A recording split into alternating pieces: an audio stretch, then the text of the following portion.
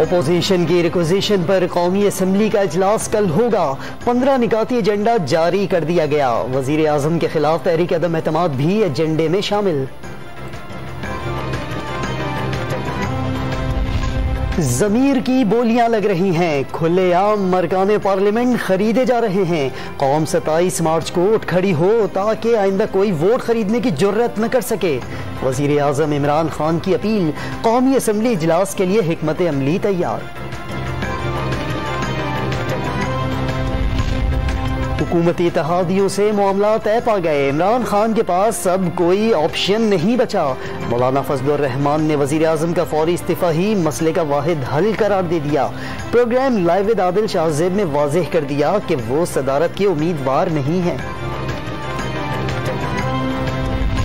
कराची से रवाना JUI का महंगाई मार्च नौशहरो फिरोज पहुंच गया। शुरका का पुरतपाक इस्तकबाल, फूल बरसाए गए।